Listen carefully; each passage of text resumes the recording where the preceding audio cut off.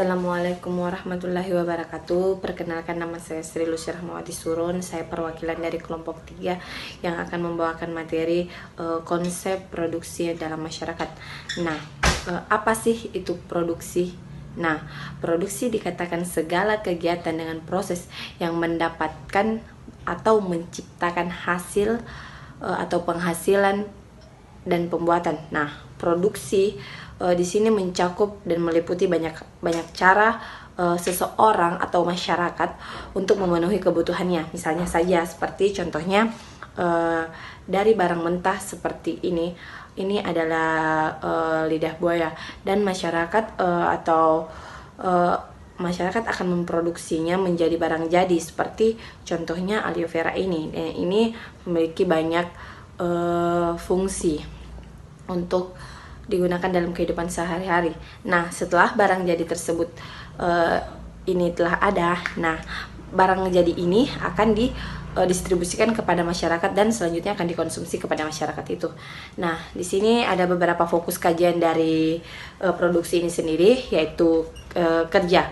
Di sini kerja meliputi beberapa aspek, yaitu ideologi, nilai, sikap, dan motivasi. Nah, ada juga faktor produksi seperti tanah, tenaga kerja, teknologi kapital, maupun organisasi. Juga pembagian kerja, cara-cara produksi. Bismillahirrahmanirrahim. Assalamualaikum warahmatullahi wabarakatuh.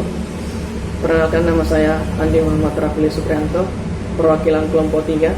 Adapun materi yang saya bawakan yaitu karakteristik pada masyarakat industri. Menurut Matthews, ada 3 ciri masyarakat industri teknologi modern, yaitu yang pertama, masyarakat berada di bawah kekuasaan prinsip teknologi. Suatu diarahkan untuk memperlancar, memperluas, dan memperbesar industri itu sendiri. Yang kedua, kekuatan produksi tidak digunakan untuk perdamaian, melainkan untuk menciptakan potensi-potensi permusuhan kedua dan kehancuran. Yang ketiga itu masyarakat berdimensi 1, yaitu meningkatkan dan melangsungkan satu sistem yang telah berlanjut. Mungkin seperti itu materi yang saya bawakan. Wabillahi taufiq hidayah. Assalamualaikum warahmatullahi wabarakatuh. Baik, bismillahirrahmanirrahim. Assalamualaikum warahmatullahi wabarakatuh. Nama saya Muhammad Tafardana dari kelompok 3. Adapun materi yang akan saya bawakan yaitu sistem produksi dan operasi. Nah, berbicara tentang sistem produksi dan operasi, maka ada 3 unsur penting yang dilibatkan. Yang pertama, pemasukan atau masukan, yang kedua, pengkonversian atau pentransformasian, kemudian yang ketiga, output atau keluaran.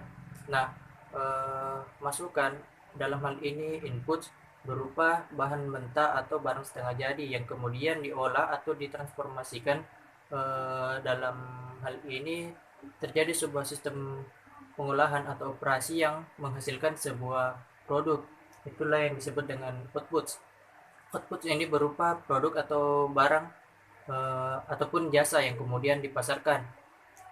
Kemudian jika mendengar dari penjelasan tadi, maka bisa disimpulkan bahwa sistem produksi dan operasi itu adalah sebuah sistem secara menyeluruh bagaimana mentransformasikan bahan mentah ataupun input menjadi sebuah output berupa barang jadi. Adapun yang dimaksud dengan sistem produksi itu bertujuan untuk menghasilkan suatu barang atau jasa, sebagaimana dikatakan bahwa produksi itu bagaimana menghasilkan sebuah produk.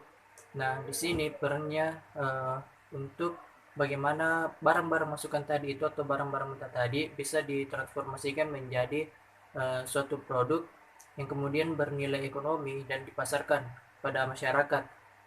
Sekian dari saya. Kurang lebihnya mohon dimaafkan. Assalamualaikum warahmatullahi wabarakatuh.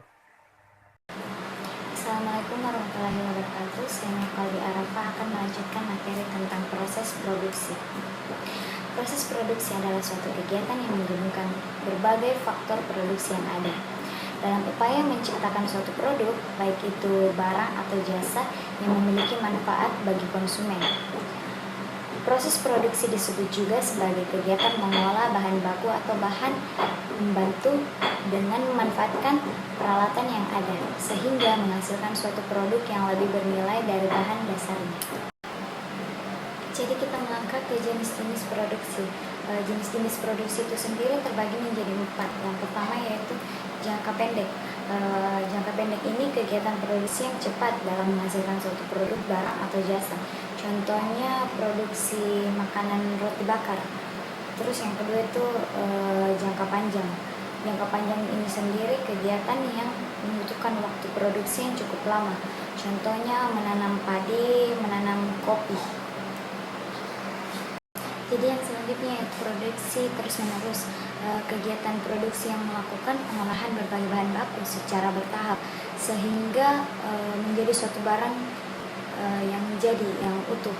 Contohnya yaitu pabrik pembuatan kertas atau pabrik pembuatan sembako. Terus yang terakhir itu produksi berselingan. Kegiatan produksi yang sama seperti tadi, hanya saja prosesnya yang berbeda, seperti proses pembuatan motor dengan menggabungkan bahan baku yang ada sebelumnya. Contohnya setir, ban, atau knalpot yang digabung menjadi bahan jadi seperti motor gitu.